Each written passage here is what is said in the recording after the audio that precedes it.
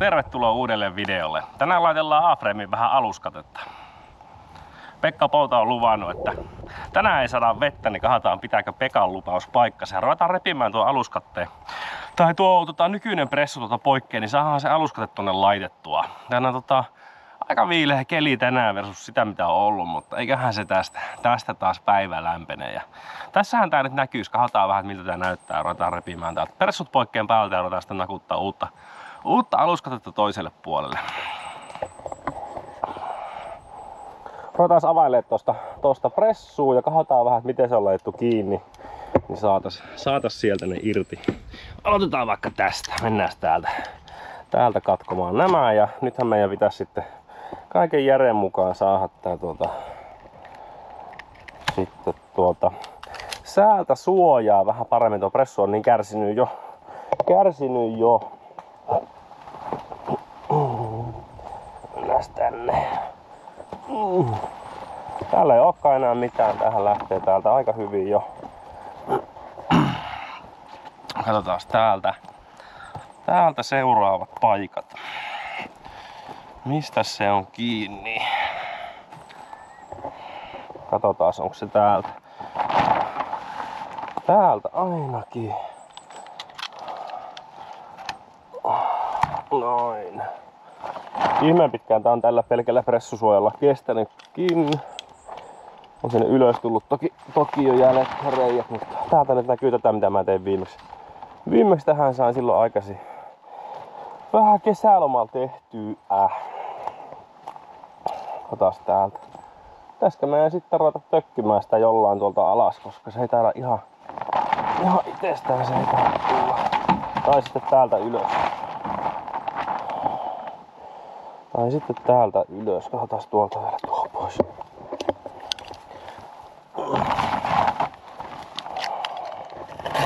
Tosta. Sitten mietitään. Saadaan tuolta se.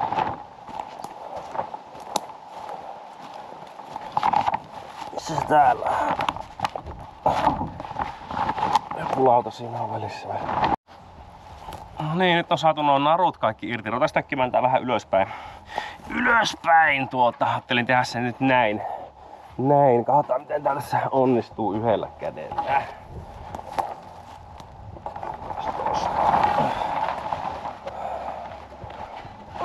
Tässä on työnnetty se yli tonne toiselle puolelle.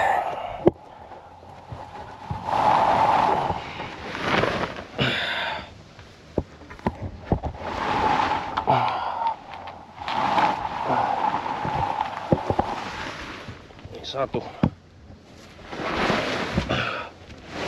Jäisikö se nyt sinne vähän johonkin kiinni?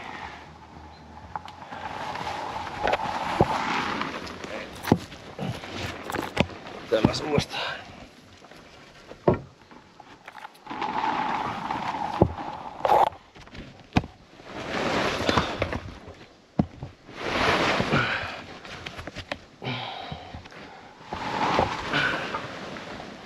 No. Nyt se näki jollain tavalla.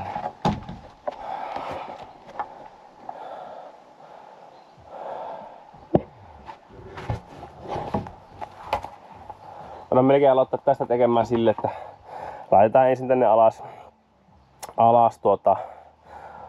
vaan tuo aluskate ja sitten nostetaan tuota ylöspäin kun päästään tuonne ylemmäs, niin sit saadaan. Jos rupeisikin satamaan ihan kaatamalla vettä, niin saadaan vaan lyö pressu takas alas ja suojaksi siihen. Se voi olla ihan fiksu tapa tehdä tää.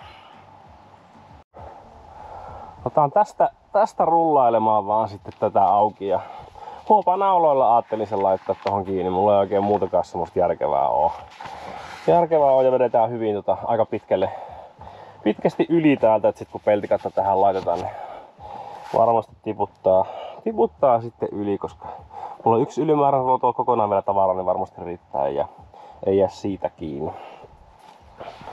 Tätä nyt ei varmaan oikein yhdelläkään pysty tekemään, niin pistäis vähän roikkumaan jostain tää kamera.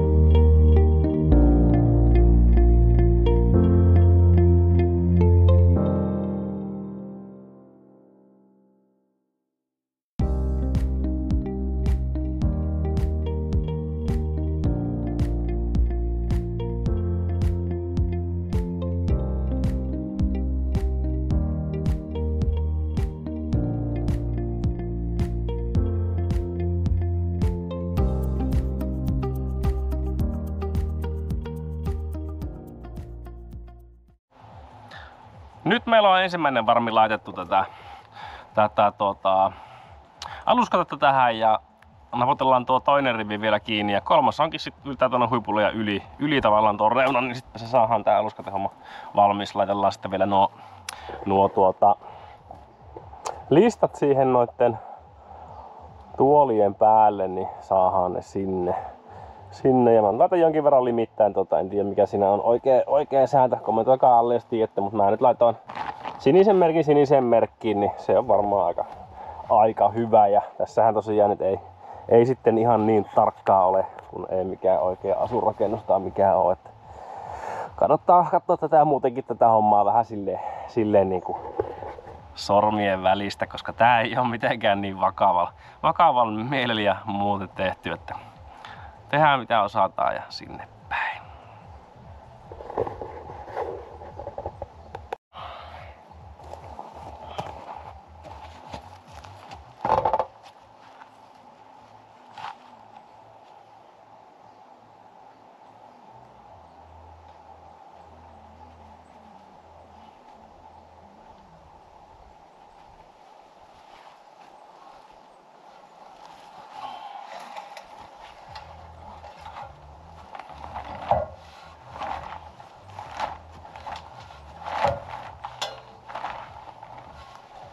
Kipastaas tonne ylös.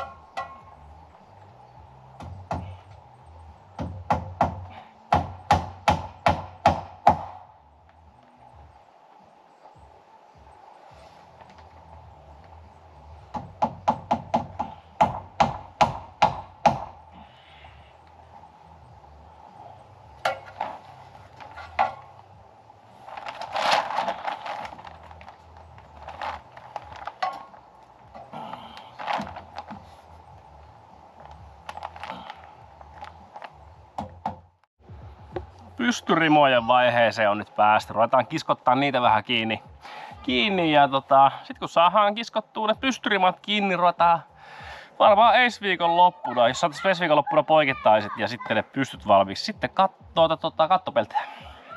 Katsotaan miten ne saadaan. Tässä tää nyt sisältää. Nyt tää muuttuu vähän valoisemmaksi, kun tuolta saatiin sininen prässy poikki. Kohtaa se pimenee taas, kun heitetään pellit paikalleen, niin mietitään vähän miten tänne saadaan. Tää on ihan kiva korkeus, täällä mahtuu seisomaan hyvin. Ja kyllä täällä varmasti pystyy pötköttelemäänkin, koska tässä on ideana se, että on tästä lattiaa vähän. Tää on niinku se majan seinusalue. Sitten saadaan tästä tähän, mutta mä en muista montako metriä tää on pitkä.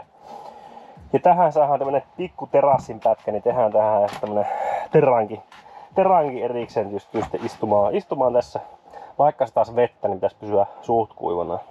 Tosta, missä toi terassilauta loppuu, niin tehdään sit siihen semmonen väliseinähomma. Ja saadaan sit siitä tehtyä semmonen mökki. Ihan suljettu alue tänne. Katsotaan vähän, mulla ihan hirveästi tekisi mieli laittaa tähän joku pikku eristelevy. Mutta mitä eristettä tämmöiseen kannattaa laittaa? Tää on kuitenkin kylmä rakennus täysin. Mitä voisi olla kivaa joskus, teetkö, jollain kaminalla tai jollain lämmittää. Sehän voisi olla hauska. Joku pikku kamina jonnekin nurkkaan saisi siitä sitten vähän lämpöä, niin voi talvellakin olla. Se voisi olla hauska, mutta onko sinne mitään järkeä, niin katsotaan se. Millä tämmönen kannattaa eristää, jos tätä mennessä eristää jollain? Onko se sitten joku ihan villa vai olisiko se sitten joku tommonen levy, uretanilevy, se on ainakin ohkainen ja kapea laittaa, mutta onko sitä mitään hyötyä tämmöiseen rakennukseen? Kommentoipa video, niin katsotaan olisiko siinä mitään järkeä. Joka tietää enemmän, niin pistä viestiä. Nyt on viimeinenkin pystyrima teräytetty paikalleen ja siinähän se nyt on. Me saadaan vähän kauempaa kuvattua, niin näette vähän paremmin. Semmonen sitä tuli. Tehty niin hyvin kuin näistä pysty, tai siis minä pystyn. Kun muu se varmaan pystynyt tekemään paremmin. Se on semmonen, kun sitä sattuu tulemaan ja se saa siihen välttää. Ja sit ruvetaan lätkimään vaan tuohon niinku poikittaa lautoja, mutta katsotaan sitä vähän ajan päästä uudestaan miltä se näyttää. Mutta siinä se nyt on tässä vaiheessa.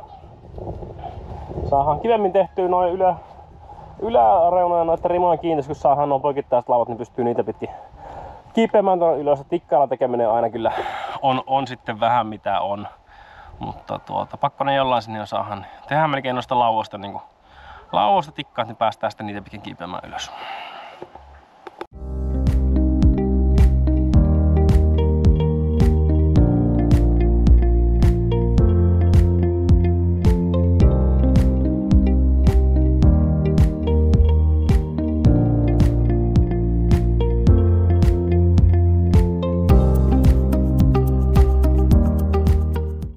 Nyt ollaan päästy tähän pisteeseen. Nyt tulisi Harjalle varmaan pari lautaa ja ajattelin jättää aika niinku pitkästi tuon väliin, on 60 tuon väliin, mutta en usko, että siinä on ongelmaa, kun tää katto on niin älyttömän jyrkkä, niin ei siellä katolla pysy mitään ja sinne ei tule lumikuormaa eikä muutakaan, mikä pitäisi painoa vietellä, kunhan pellit pysyy järkevästi kiinni. Niin. Eiköhän se tuohon vältä niin kuin väliksi.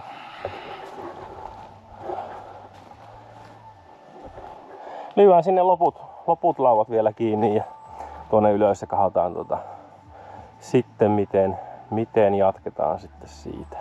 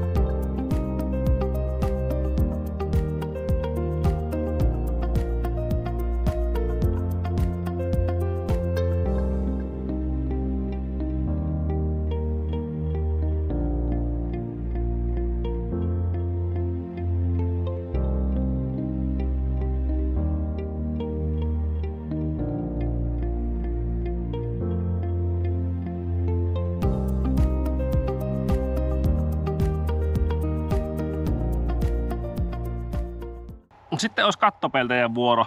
Pitäisikö ne heitellä katolle? Viskataanpa menemään. Ja sinnehän ne lenti. Eli kattopellit on nyt siellä. Simppeli homma sinänsä. Mulla oli apuri tuossa mukana, joka ei halunnut videolle.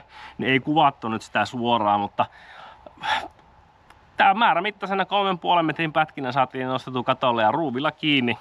Eipä se ihmeitä vaadi. Molemmille puolille saatiin tökättyä nyt pelit. Täytyy vielä ruvata vähän kiinni paremmin ja räystäspellit, harjapellit sit paikalleen, niin sepä olisi katto sinänsä siinä, että sit päästään vähän muihin hommiin kiinni ja katsotaan mitä sitten seuraavaksi kuvataan, mutta hei, kiitos kun katsoit videon ja palataan seuraavalla videolla. Kiitos, moro!